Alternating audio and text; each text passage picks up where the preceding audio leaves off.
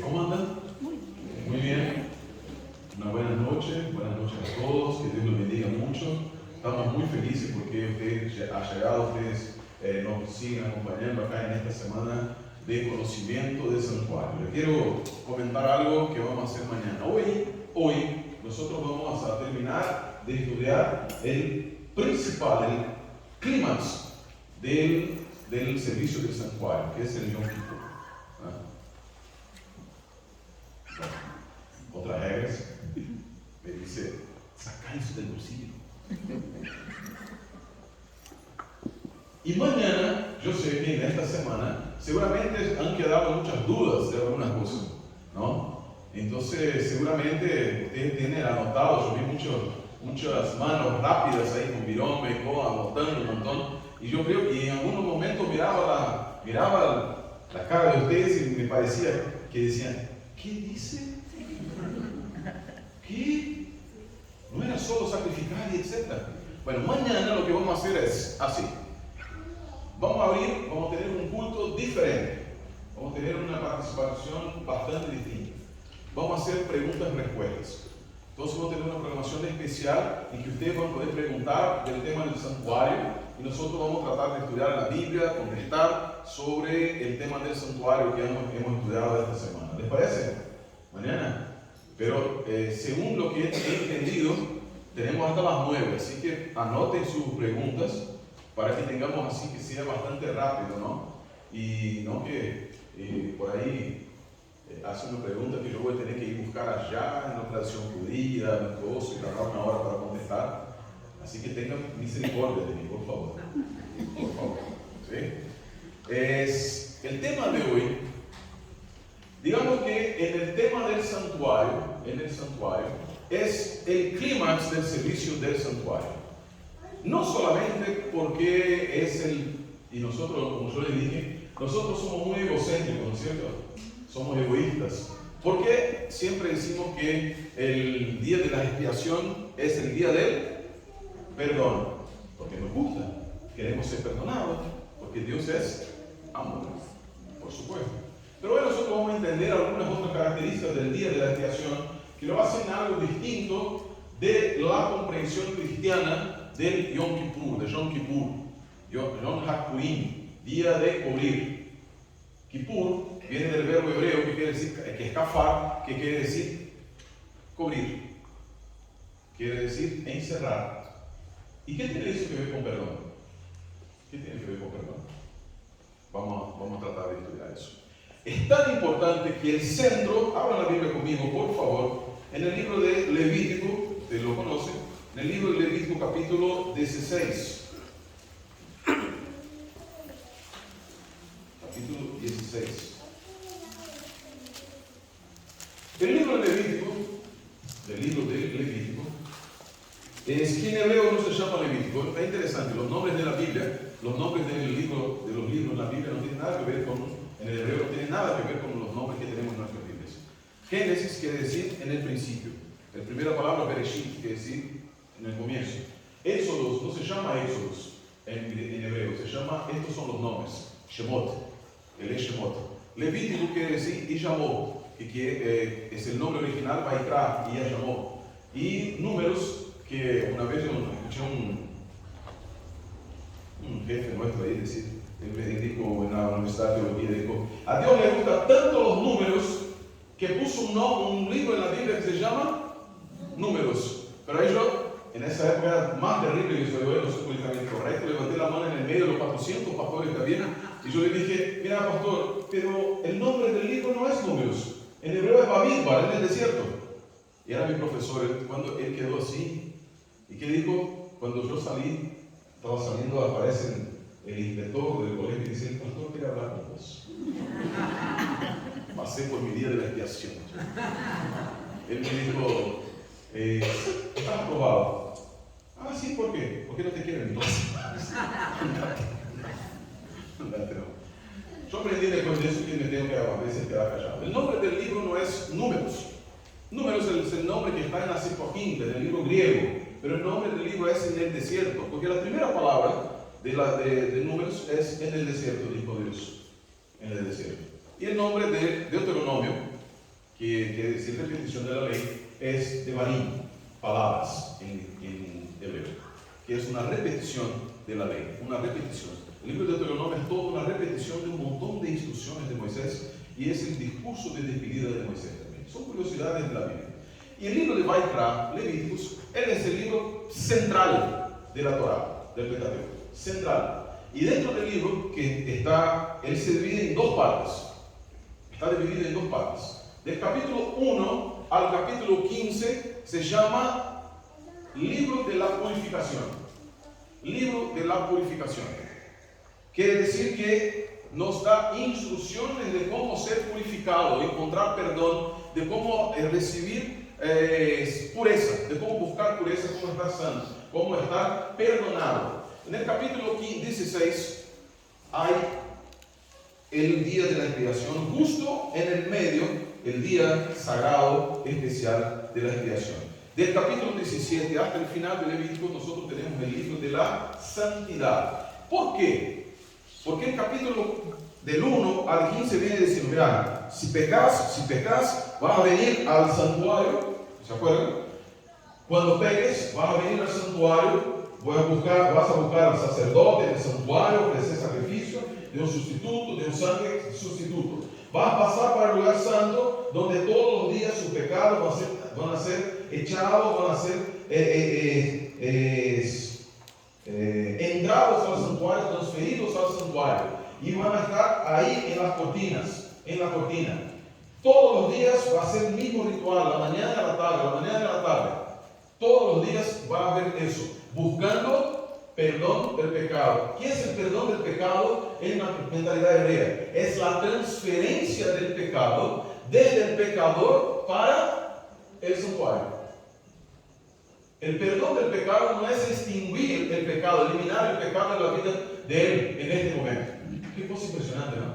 Uno piensa, bueno, cuando Dios perdonaba, Dios perdona de qué manera? Completa. Pero el perdón del pecado en el momento, en el ritual diario, no era la eliminación del pecado de la comunidad de Israel, sino de la vida del pecador, pero todavía existía como una realidad adentro del santuario con la cual Dios tenía que convivir por todo el año.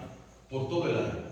Cuando llega en el Levítico 16, Dios dice, bueno, los pecados todos han entrado, han sido transferidos al santuario. ¿Qué hacemos con eso? ¿Qué hacemos con el pecado? ¿Qué voy a hacer yo con el pecado? Y él le da una instrucción del Levítico 16, que es el tema de esta noche. Habla de cómo es el ritual, y yo le voy a describir el ritual de acuerdo con la tradición judía, porque para mí es encantador. El ritual de Yom Kippur. Yo ya participé de 3 Yom Kippur en la comunidad judía. La participamos. Y yo le voy a describir primero ya y después cómo se hace hoy. Pero antes vamos a hacer una oración porque tenemos la Biblia abierta, ¿no? Padre querido que estás en los cielos, abrimos tu palabra. Dirígenos en este momento.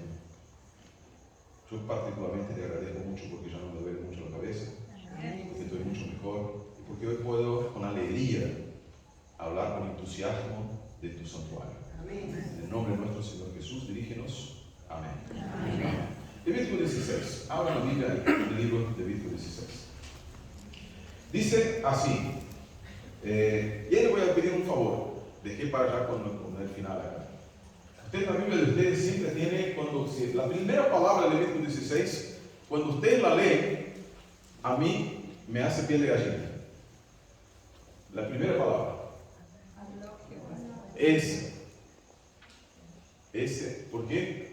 Los judíos no pronunciamos el nombre de Dios. Nunca pronunciamos el nombre de Dios. Aparte, Jehová es una pronuncia rara del nombre de Dios. Y a nosotros nos duele mucho cuando escuchamos. Y mira, ellos no están errados en decir. No, está en Biblia, está ahí. Pero es la costumbre. Pero si les cuento algo. Una vez nosotros teníamos, para que sepan más o menos cómo tenemos que tener mucho cuidado con eso. Una vez con la comunidad judía adventista fuimos de Campinas, fuimos a una iglesia cristiana nuestra, adventista, a hablar de la comunidad judía. Y cuando llegamos allá comenzamos a cantar una música linda que está en castellano, pero no me acuerdo cómo es exactamente, que Quer vivamos, quer morramos, somos teus, yo no canto bien, ¿eh? Somos teus, Señor. Yo la escuché algo acá en castellano, algunas personas cantando, que es de un pastor muy conocido, un pastor muy amigo, linda música. Y yo me acuerdo que un profesor de historia judío que estaba conmigo así, se comenzó a llorar y salió y fue allá afuera. Yo le pregunté a la señora, ¿qué pasó? No sé. Fui allá afuera y él me dijo, Rosh, que pastor, ¿vos sabés lo que es somos tuyos, Señor? Por supuesto era un texto bíblico, pero ¿sabés qué era?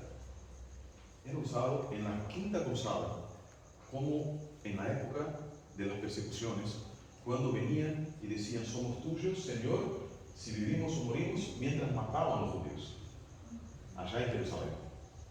Y él dijo, yo no puedo estar en un lugar donde me dicen, donde cantan algo que me hace acordar que mataban a un pueblo, nuestro pueblo.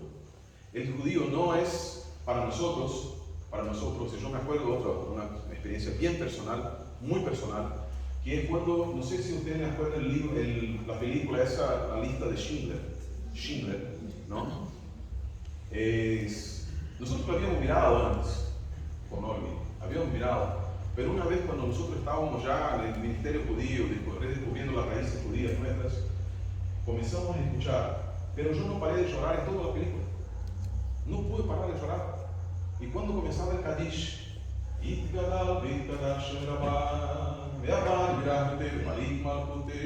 yo desahogué a llorar. ¿Por qué? Porque en la mentalidad judía no fueron mis antepasados que murieron allá en el Shoah, en el Holocausto. Yo también estaba allá. Es la sensación de pertenecer. Yo estaba allá. Por eso Dios en Deuteronomio 28 dice, no es solamente con vosotros que hago un pacto hoy, sino con los que no están acá, los que vendrán después, porque el pacto de Dios es un pacto para gente que quiere pertenecer. El judío piensa siempre eso. Yo estoy. Entonces cuando una persona dice, nosotros sabemos que, y es una falsa, no es exactamente la verdad, que no se sabe la pronuncia del nombre de Dios. Los rabinos saben, los sacerdotes saben, muchos judíos saben, pero no nos gusta decir. Nos duele mucho cuando se sabe. Bueno, le voy a pedir que lean y ahí le voy a pedir algo. Cuando esté diciendo Jehová, pueden decir Señor. ¿Puede ser? ¿Podemos hacer un combinar así? Y así yo no me molesto mucho, yo no me pongo mal así, termino la semana de oración bien. ¿Puede ser? Y yo estoy haciendo una campaña muy fuerte para que la Biblia no tenga más esas cosas.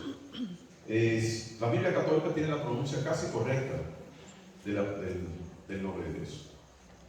Esa Biblia que yo tengo acá, tiene una pronuncia muy cerca del nombre de Dios. Pero ustedes me van a decir mañana, yo ya sé. Alguien va a decir, pastor, ¿cuál es la pronuncia correcta? ¿Cómo se dice? Y yo ya le voy a decir antes de eso, no me pregunten, yo le voy a decir. Y me van a decir, pero como pastor tenés que enseñarlo. Yo le digo, sí, pero como pastor yo tengo que enseñar. Como judío yo no le voy a decir. Así que para que no peleemos, no pregunto. Pastor, estamos haciendo acá una cuerda. Nada de preguntas. Si no, junta el sábado, por favor. Bueno, ¿quién me puede leer entonces el comienzo del capítulo 16? Dijo. Bueno, muy lindo eso. ¿Puedes leerlo? ¿Sí? Habló Señor a Moisés después de la muerte de los dos hijos de Aarón, que murieron cuando se acercaron a la presencia del Señor. El Señor dijo a Moisés, di a Aarón tu hermano que no entre en todo tiempo en el santuario detrás del velo, delante del propiciatorio que está sobre el arca, para que no muera, pues yo apareceré en la nube sobre el propiciatorio. Hasta acá. Gracias. Dios dice, bueno, está el santuario como yo le dije era algo para aproximar, para acercar. El sacrificio es un lugar de habitación, el santuario, el sacrificio es para subir y acercar. Pero ahora Dios dice, no entre, no puede entrar a mi presencia. Pero ¿cómo puede ser? Si es para demostrar mi presencia, que Dios habita, que Dios quiere vivir con el ser humano, ¿por qué Dios no le permite a Aarón que entre en todos los momentos? Porque para que no muriera. ¿Por qué? Porque el pecado le hace morir, pero ¿por qué Dios no lo purifica para que pueda entrar? ¿Se acuerdan que yo dije que a Dios le gusta orden? Dios dice muchas cosas que en la Biblia hay. Dios no explica. No siempre Dios dice, por ejemplo, ¿por qué tenemos que hacer algo? ¿Por qué tenemos que hacer? Dios podría simplemente decir, bueno, está bien, el camino del santuario del Señor. Incluso la tradición judía dice que cuando entras al santuario, pasar simbólicamente por los 3 cielos hasta llegar al cielo del trono de Dios, que es el Santísimo. ¿Y por qué no podés entrar al cielo del trono de Dios, que es el Santísimo? ¿Por qué Dios no quiere?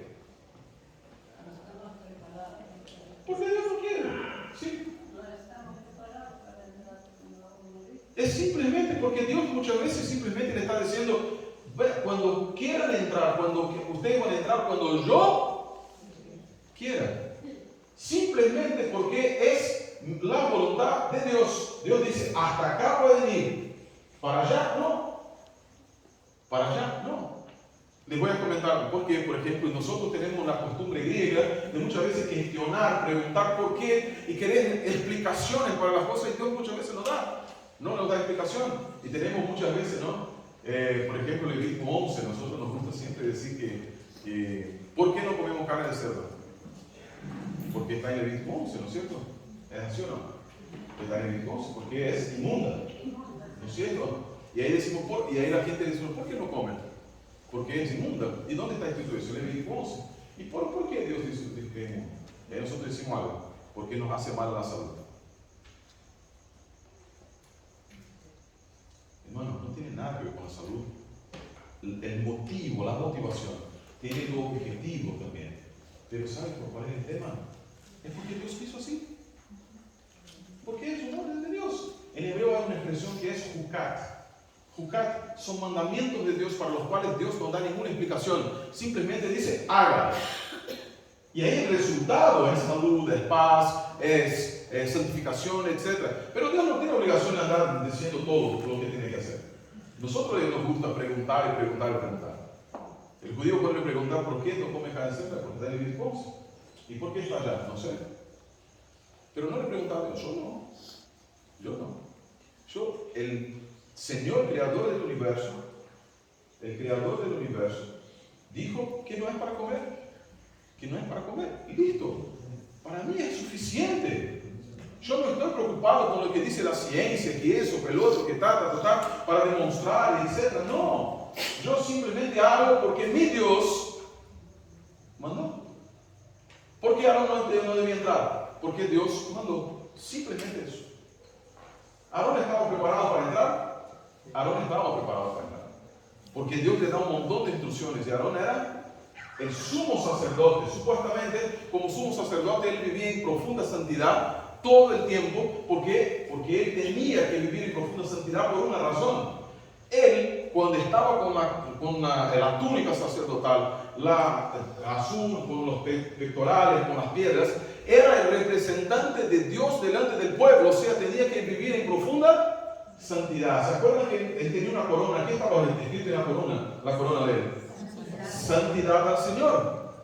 Santo al Señor. Santidad al Señor. Entonces él, cuando caminaba, y eso es lindo, la tradición judía dice que cuando Aarón caminaba por el acampamento con su traje azul, púrpura, simbolizando todos los elementos de la creación, caminaba por todos lados, las personas se curvaban, no para Aarón, sino para Dios que caminaba con él, porque él era el representante. O sea, supuestamente él tendría todo el preparo para poder entrar, pero Dios dice, no entres. ¿Cuándo y cómo vas a entrar? Aarón, vas a entrar. Pero había 2 veces que él entraba, que él sumo sacerdote entraba. Cuando inauguraba el santuario, capítulo 7 de Levítico, capítulo 7 y 8 de Levítico, él podía entrar para el ritual de inauguración del santuario, no ese es el tema de hoy, y para el Yom Kippur. ¿De qué manera entraba? Vamos a volver al texto. Capítulo 16, versículo 3. ¿Quién me puede leer? Del 3 al 4, por favor. 3 y 4. Aarón entrará en el santuario con esto: un becerro para la expiación y un carnero para el holocausto. Se vestirá con la túnica santa de lino, se pondrá un calzoncillo de lino Se ceñirá el cinto de lino y con la mitra de lino se cubrirá. Estas son las santas vestiduras, con ellas se han de vestir después de lavar su cuerpo con agua. Aarón tendría que entrar de qué manera, y eso es muy lindo, porque nosotros tenemos los dibujos de Jesús entrando en el santuario, el lugar santísimo, el sacerdote, eso sí, pero el sumo sacerdote antes entrando y ministrando de qué manera, con una túnica azul, con el pectoral, con las piedras. Él no entraba así. ¿Cómo dice la Biblia que él entraba? No es la tradición judía. Dice la Biblia que él entraba con una túnica de fino lino, blanca, completamente blanca, con calzones para que no se vieran sus vergüenzas.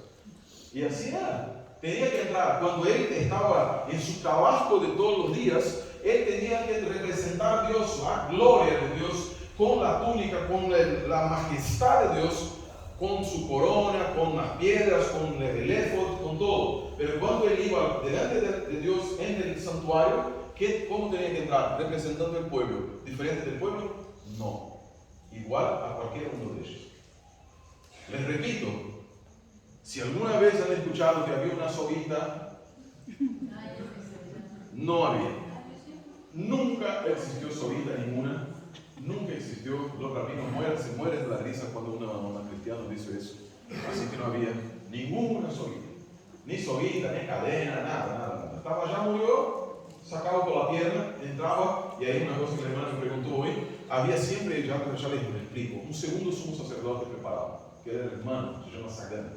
En general, ¿cómo era el preparo? Les cuento cómo era el preparo.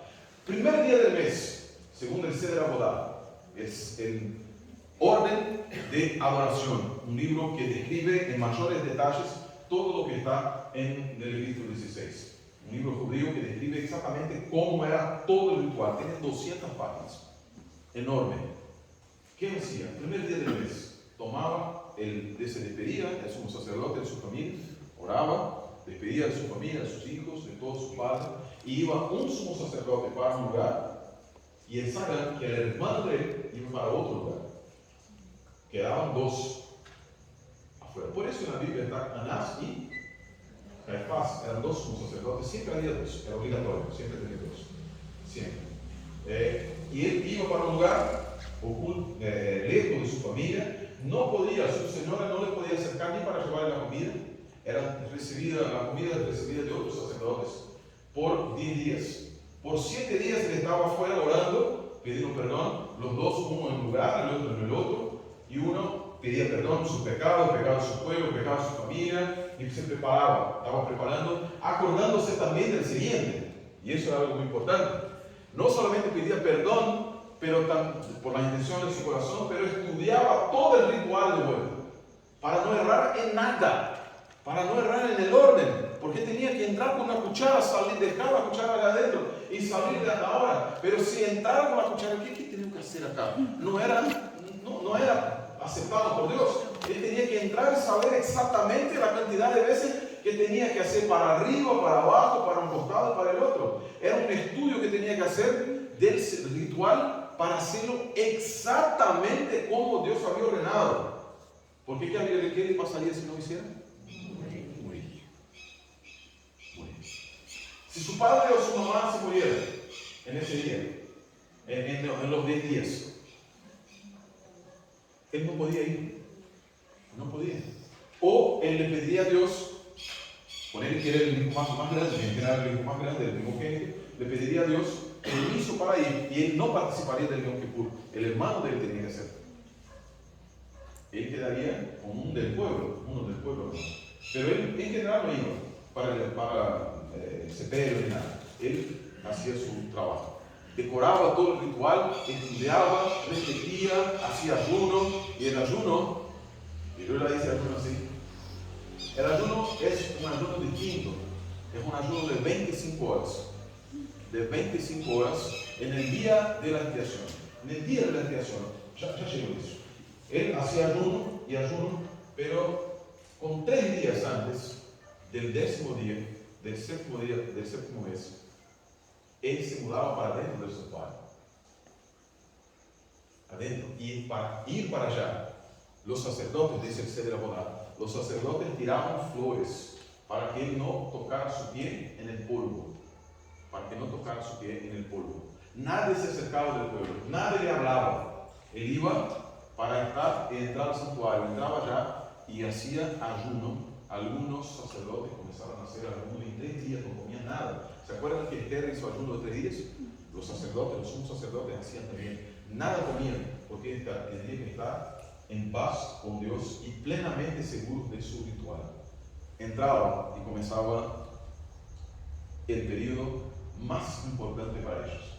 Entraba en el día, mañana, y ahí viene el verso 5, que dice que recibirá de la comunidad de los israelitas 2 bodes destinados, 2 chivos destinados al sacrificio por el pecado, un carnero para el holocausto, y también va a hacer sacrificio por su propio pecado y de haber hecho rito de expiación por sí mismo, por él mismo y por su casa.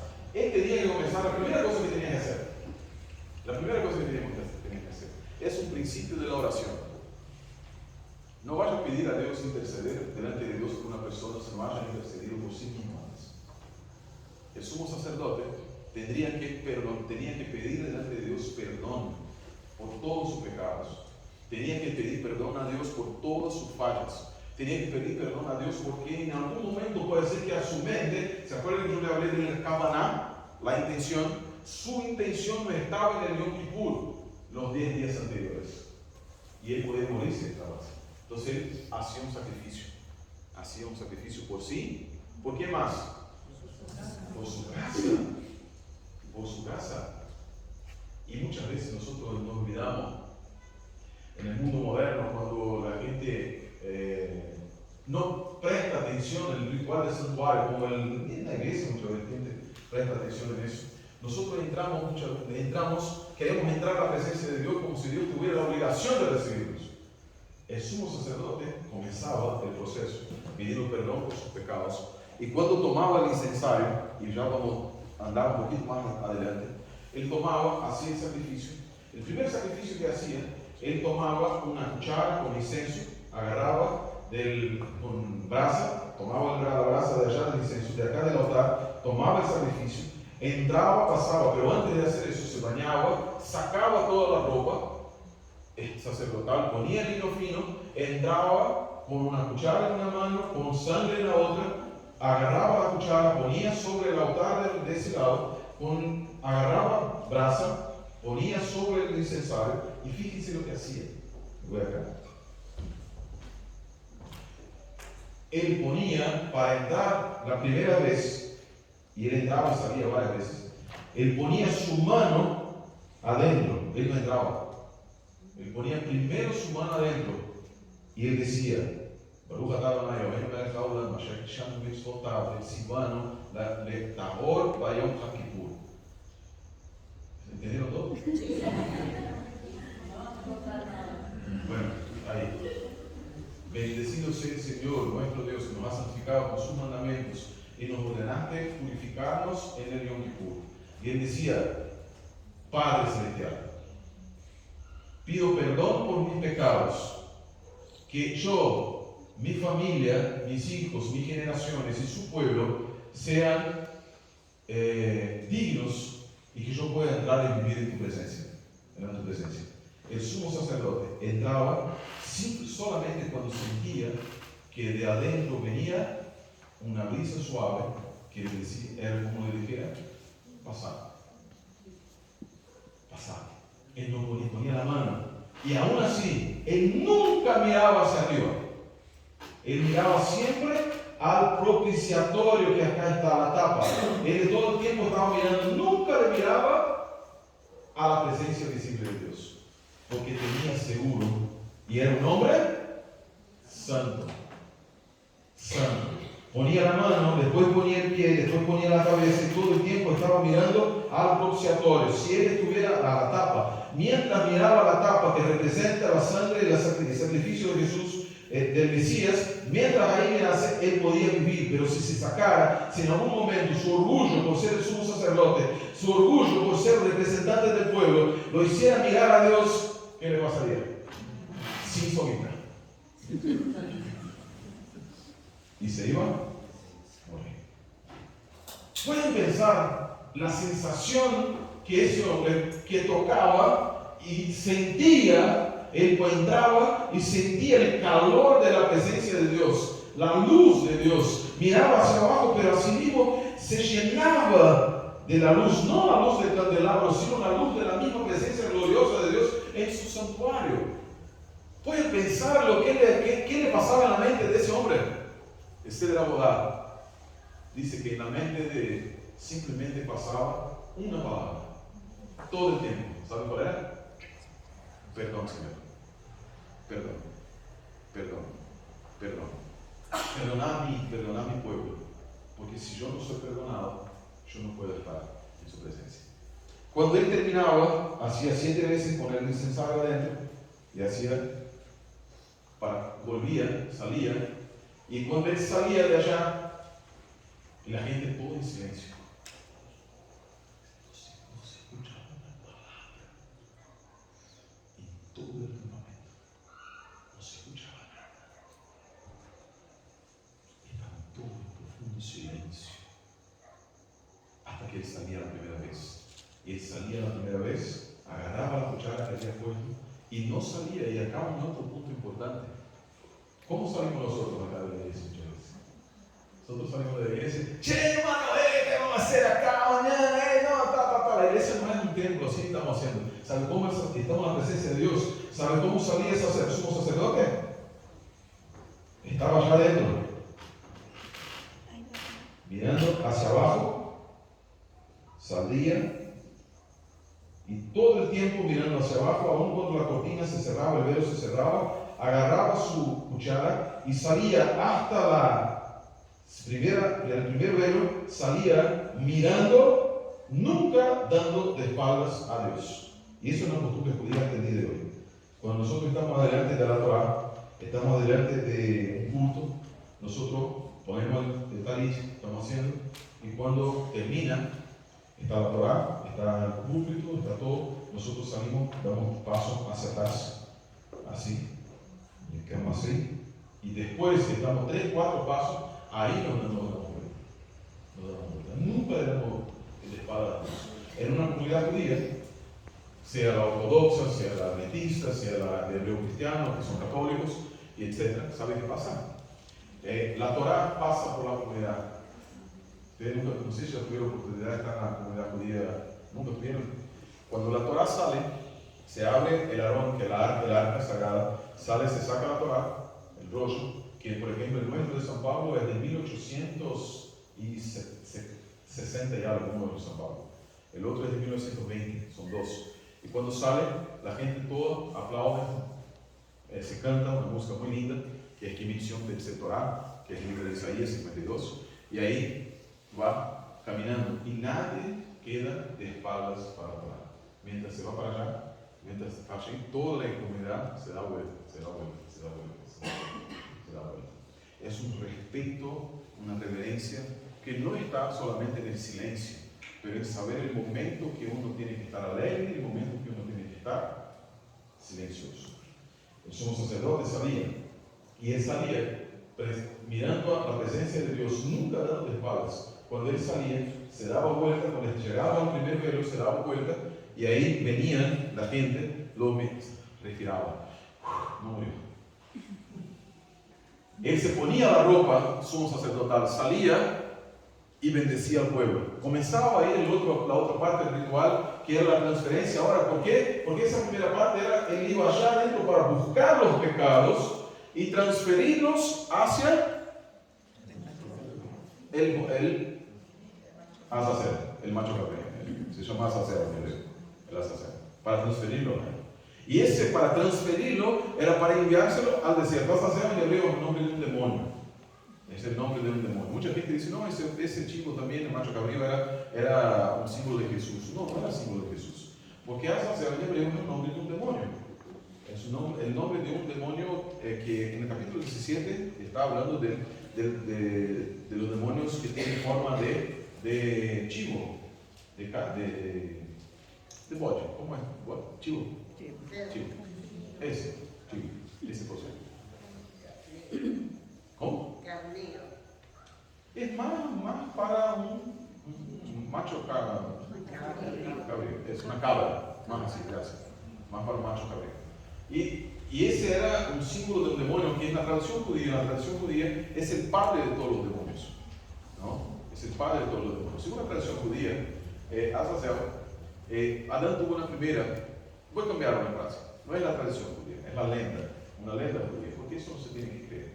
Adán tuvo una primera mujer que se llamaba Lilith, y Lilith fue la primera feminista del mundo. Ella no quería aceptar a Adán como el señor de su casa, pero ni quería pagar. Y ahí le dijo a Dios le dijo, pero tenés él en la cabeza. Y ella dijo, ¿en tu casa? No, yo no acepto. No acepto. Y se revoltó contra Dios y contra Adán y mandó, se fue a vivir y se revoltó y ahí se fue a vivir en el mar muerto y ahí tuvo relaciones con Azazel y tuvo todos los demonios que andaban por él. Eso es la leyenda judía. Y en el capítulo 16, capítulo 17, mejor dicho, y allá en Isaías se menciona Lilith también.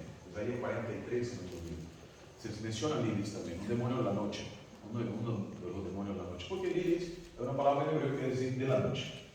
Esas son leyendas judías que muchas veces nos ayudan a entender algunas expresiones, pero no tenemos que creer en nada de eso porque no existió ninguna primera mujer de Adán. No solamente en la Biblia no aparece nada de eso, pero también en otras tradiciones judías dice que eso es una tontería, ¿sí? La tradición judía. Eso es solo para ilustrar. Pero Azazel sí es un demonio existente que está en la Biblia, que está acá en la Biblia, solo aparece acá, en ningún otro lugar. Él, como sacerdote, venía, confesaba el pecado, sacaba, y no confesaba el pecado, él salía con el pecado, entraba, volvía y ahí confesaba el pecado de allá que trajo sobre la cabeza del bode, del macho cabrío, del primero, y lo sacrificaba al primero, ¿no? Y después lo llevaba al otro, le entregaba a otra persona para que lo llevara al desierto, para lejos. Y con eso el pecado estaba purificado. ¿Y él cuándo hacía eso? Cuando él terminaba de entrar 3 veces allá al santuario.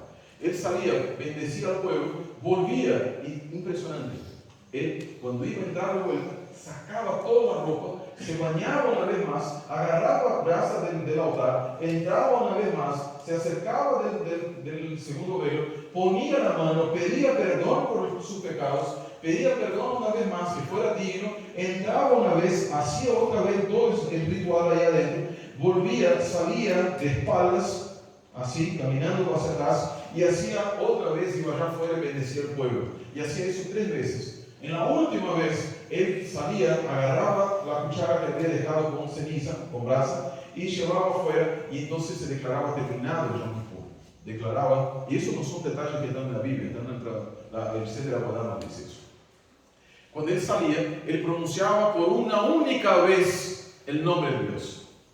Una única vez en todo el año era el momento en que el sumo sacerdote, de total, abierto, pronunciaba. ¿Usted viste la música que cantamos al final? Shalom. Shalom es número 6, 24 a 26, que dice la bendición sacerdotal. ¿Qué dice la bendición sacerdotal? Y Adonai, que el Eterno te bendiga, etcétera, etcétera. Y siempre cuando nosotros vamos a hacer allá en la comunidad judía, los sacerdotes, los sumos sacerdotes decían, y Adonai Vishmereja, pero donde dice Adonai está el nombre sagrado de Dios. Y no se pronuncia, se cambia por la palabra Adonai, Señor.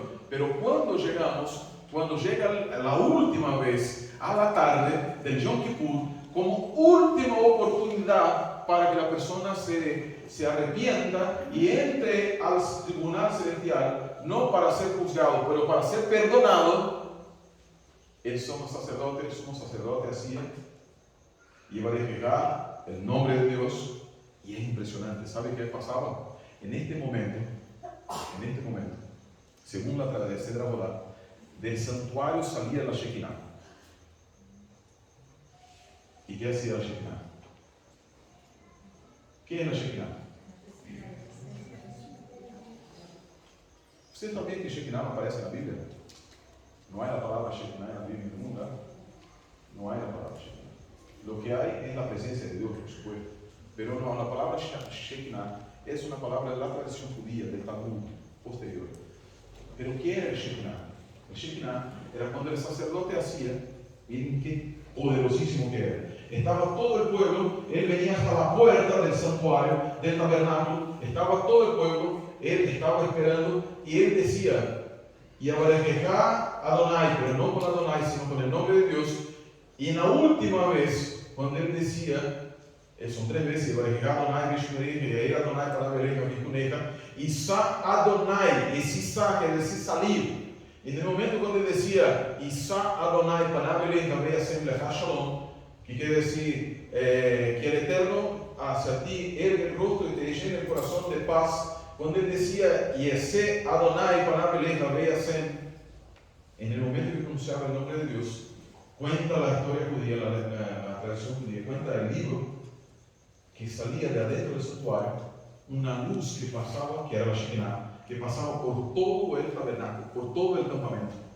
Y los que se habían constrangido, los que se habían arrepentido, pedido perdón, recibían bendiciones de Dios.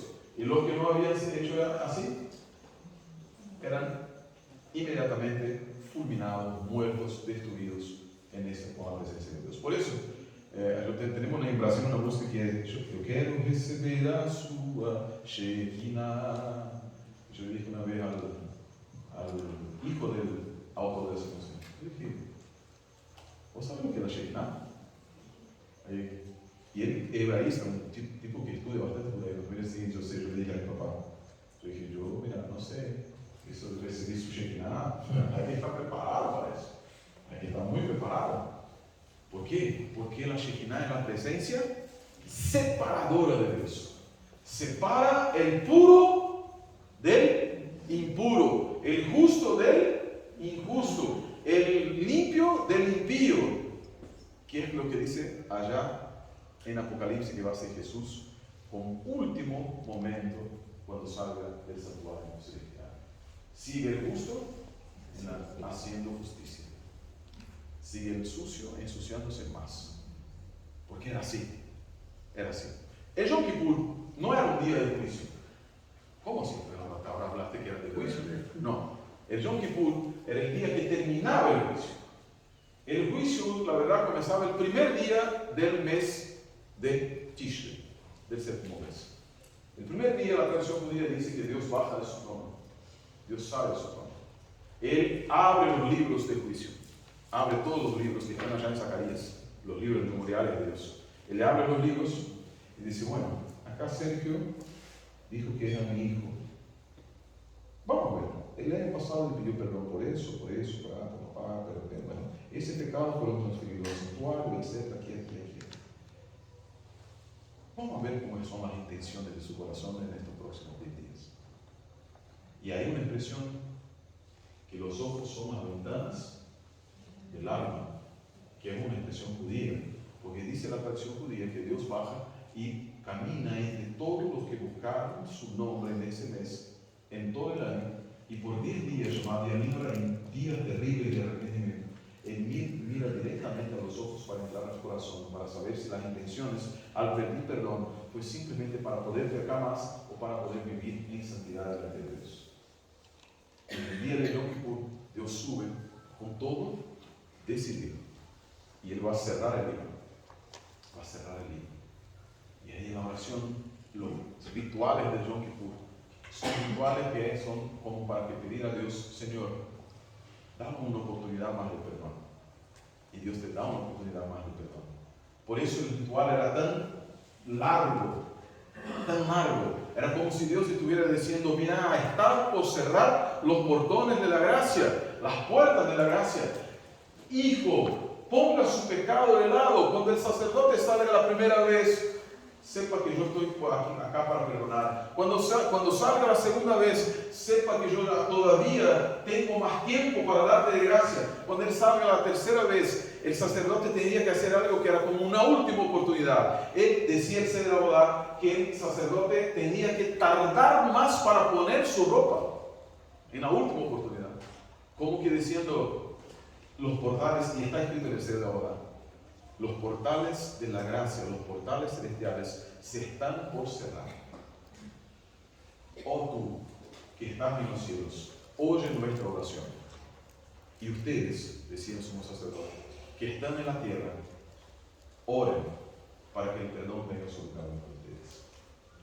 Terminaba el Yom